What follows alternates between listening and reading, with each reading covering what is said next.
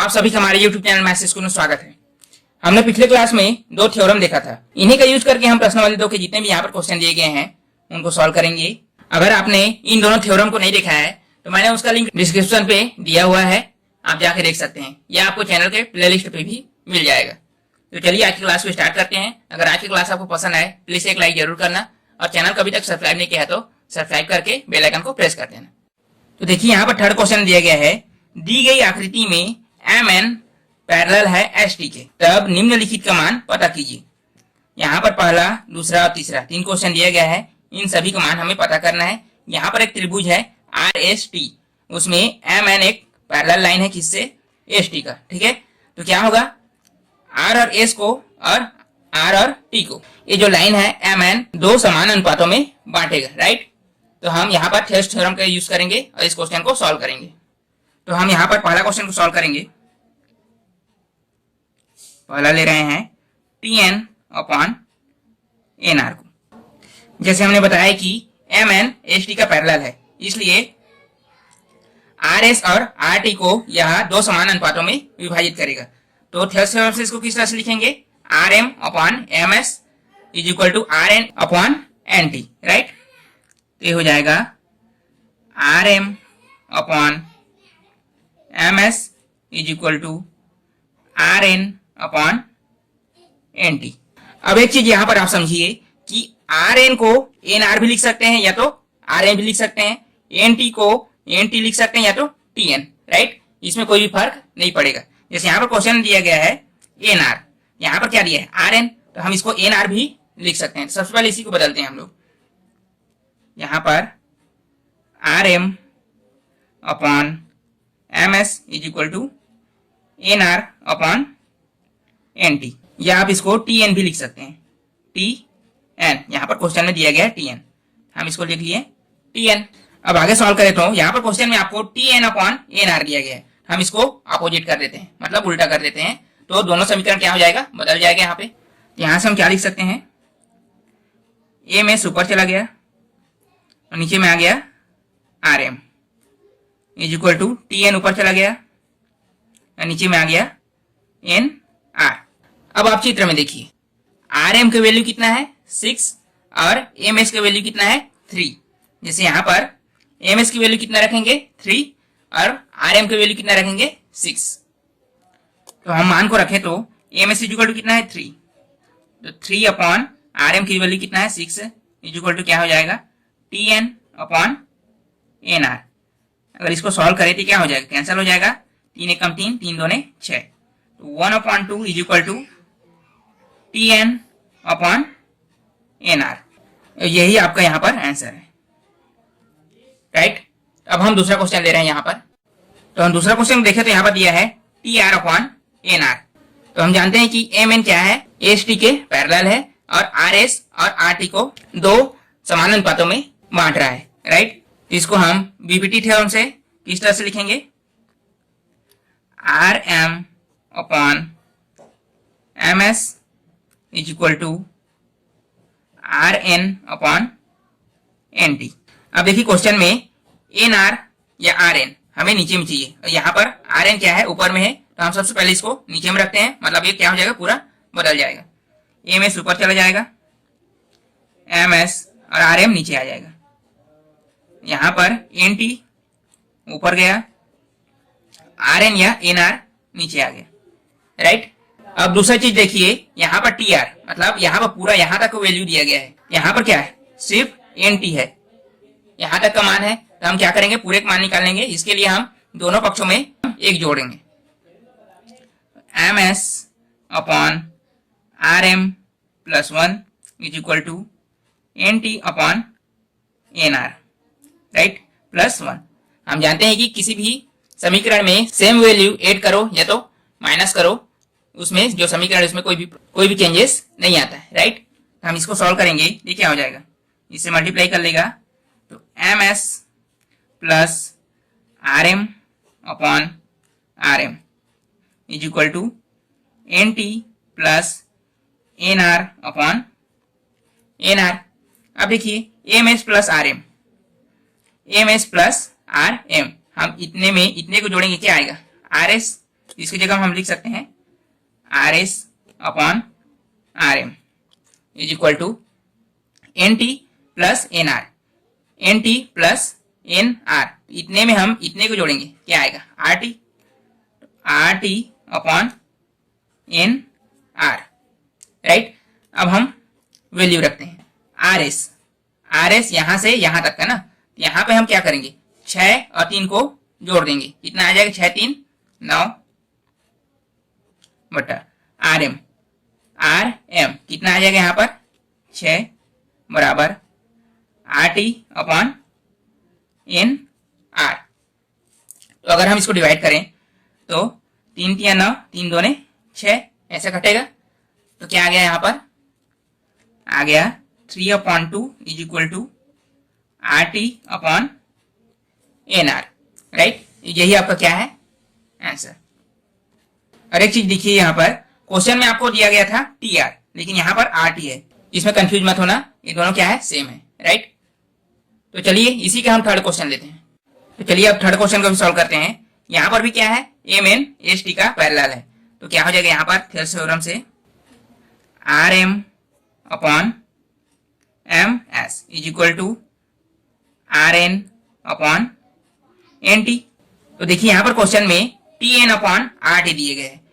R T क्या पूरा value ना, यहां से यहां तक का, यहां से यहां तक वैल्यू निकालने के लिए क्या करेंगे हम सबसे पहले दोनों पक्षों में 1 को ऐड कर देते हैं।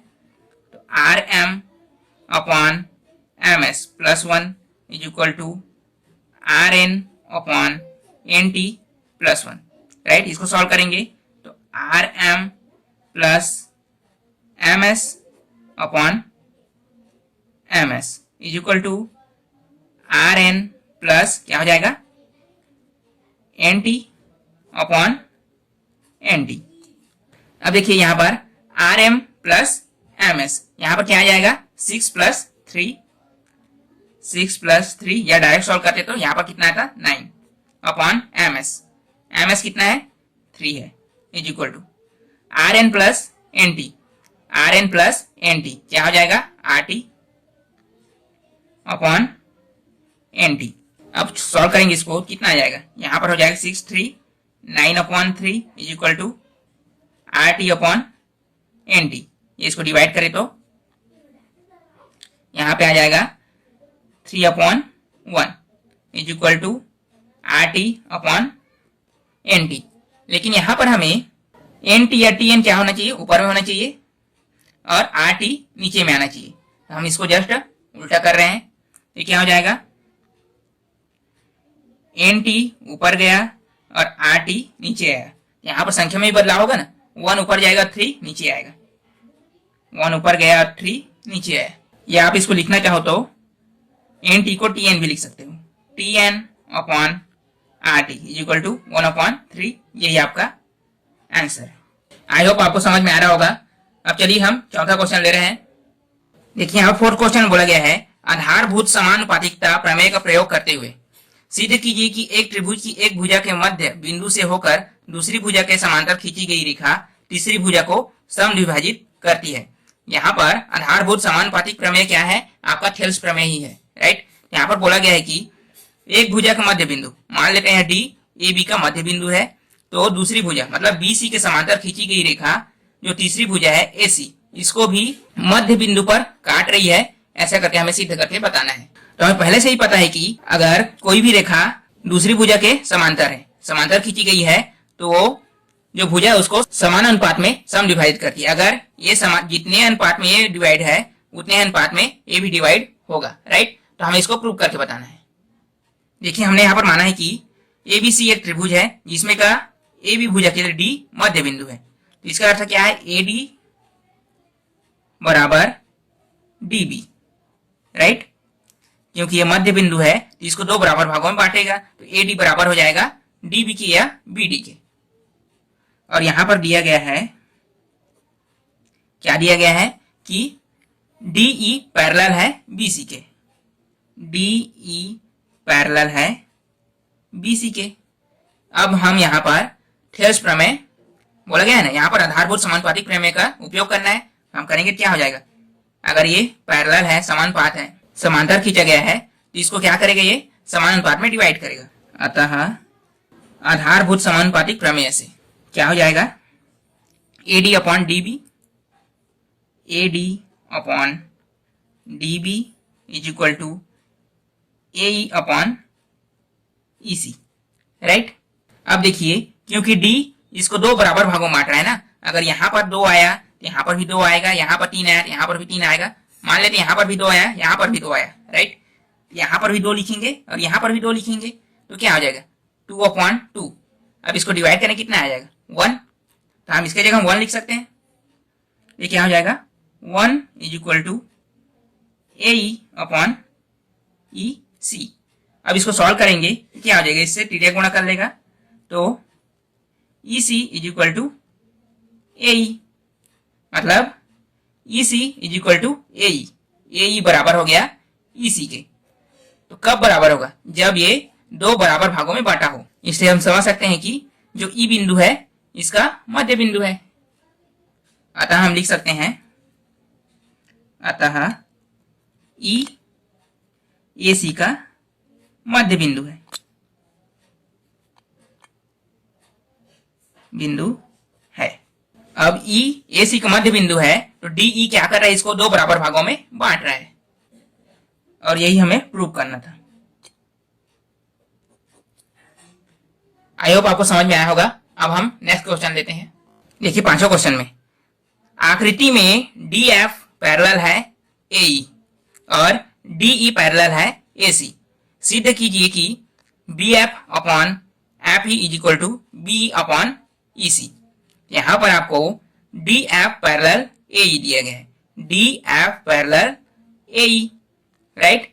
तो हम AEB को एक त्रिभुज मानेंगे, DF को AE के पैरेलल मानेंगे। दूसरा बोला गया है DE पैरेलल है AC के, राइट। तो हम ABC को एक त्रिभुज मानेंगे और DE को पैरेलल मानेंगे और थेल्स प्रमेय का यूज करके इसको सॉल्व करेंगे। तो देखिए किस तरह सॉल्व करेंगे, बहुत ही इजी क्वेश्चन है। तो सबसे पहले हम कोण ABE को लेते हैं, ABE। तो यहां पर आपका DF पैरेलल है AE के, DF पैरेलल है AE के। यहां पर हम थेल्स थ्योरम लगाएं या आधारभूत समानुपातिकता नियम, आधारभूत समानुपातिकता प्रमेय से क्या हो जाएगा, इस त्रिभुज में ना AD upon DB, AD upon DB is equal to BF upon FE, BF upon FE, right. अब हम ABC त्रिभुज में जाते हैं तथा त्रिभुज ABC में यहां पर आपको DE को पैरेलल दिया गया है AC के, DE पैरेलल है AC। यहां पर भी हम आधारभूत समानुपातिकता नियम प्रमेय, यहां पर क्या हो जाएगा, AD upon DB, AD upon DB is equal to, देखिए फिर हो जाएगा BE upon EC, BE upon EC। अगर हम इसको समीकरण 1 माने और इसको समीकरण 2 माने तो हम समीकरण 1 और 2 से तुलना कर सकते हैं। देखिए इसका जो बायां साइड है AD upon DB, AD upon DB दोनों बराबर हैं, तो हम बाएं साइड को भी बराबर मान सकते हैं। तो समीकरण 1 व 2 से क्या हो जाएगा, BF upon FE is equal to BE upon EC। और क्वेश्चन में देखिए हमें यही प्रूव करके बताना था,